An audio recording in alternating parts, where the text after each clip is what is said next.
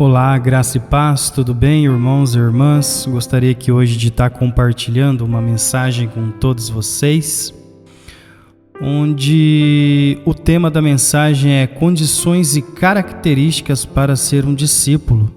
Quais são as características de um verdadeiro discípulo de Jesus deve obter? Nosso texto base se encontra lá em Lucas 14, 26 ao 29.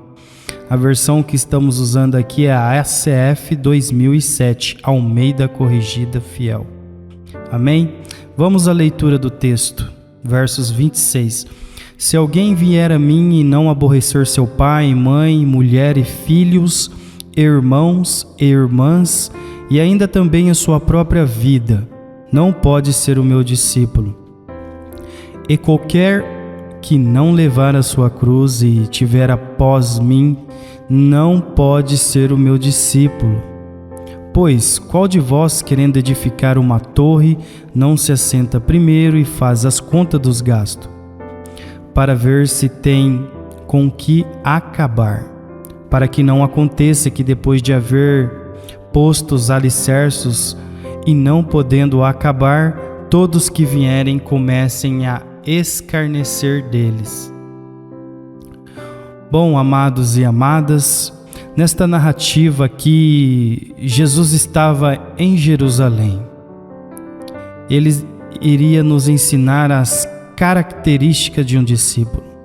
Um verdadeiro seguidor de Jesus, ele deve conter as mesmas qualidades descritas igual a Jesus, em questões de prioridades e amor. Nas famílias judias do século I, estar a favor de Jesus poderia significar separação de toda a família. Mas o que o texto está querendo nos ensinar é que devemos amar a Deus sobre todas as coisas. Aqui na primeira lição de como ter características iguais a Jesus, devemos acompanhá-lo. Para seguirmos a mesma direção que Jesus, devemos imitar todos os seus passos. Devemos ter as mesmas características. Por exemplo, linguajar, atitudes, palavras que nos identificará como os verdadeiros seguidores de Jesus. O discípulo está em constante aprendizado com seu mestre. Assim Jesus nos fala em Mateus 16, 24.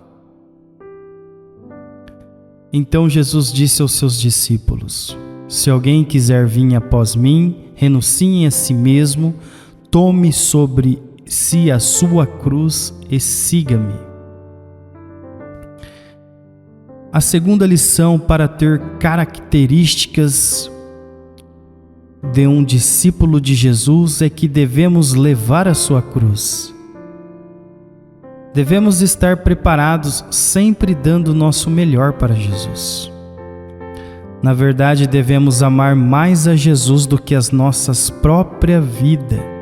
Devemos nos aprofundar mais nas coisas do alto do que nas coisas da terra. Devemos crescer cada vez mais em maturidade espiritual. A terceira lição prática aqui, irmãos e irmãs, que eu gostaria de estar compartilhando aí com você,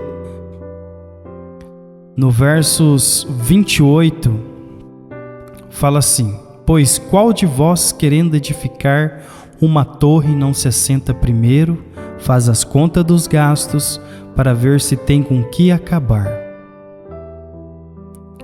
Aqui no versos 28 está falando nós sobre torre, para nós sobre a torre. Eu andei fazendo algumas pesquisas e o símbolo de uma torre é a segurança. Para uma vida ser bem construída espiritualmente, ela precisa estar na dependência de Jesus. Os propósitos da torre era para que estivéssemos sempre em vigilância. Devemos cuidar sempre em primeiro lugar da nossa vida espiritual. O propósito da torre ela tem o poder de defender contra operações de guerra. Aqui na quarta lição prática que eu gostaria de estar compartilhando com todos vocês, amados e amadas do grupo e do canal, no versos 29, ele fala que precisamos fazer as contas dos gastos. Esse texto vai nos ensinar que, primeiramente, devemos avaliar os custos. Um exemplo: quando um construtor não faz as contas dos gastos ou estimas de maneira indevida, a sua construção pode ficar inacabada. Quais são os custos para os crentes? Pode acontecer de sermos odiados por causa das verdades bíblicas. O controle do nosso tempo já não pertence a nós mesmos. Podemos sermos levados até a morte. Devemos fazer uma profunda análise sobre a vida de um discípulo, para que depois não possamos voltar atrás da vida que levávamos outrora. O alicerce é a base sobre qual constrói um muro, e uma casa e um edifício é a parte mais baixa para que possa sustentar. Aprendemos nesse texto que devemos ter maturidade espiritual para resistir dias difíceis. O custo da renúncia por amor a Jesus vai muito mais além de sermos alimentados aos domingos somente. Ficamos preocupados com dinheiros, bens materiais, trabalhos e etc.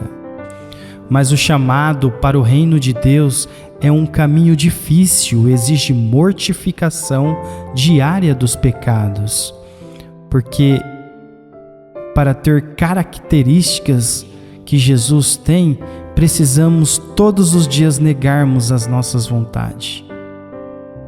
Que possamos dar prioridade ao reino dos céus como verdadeiros discípulos.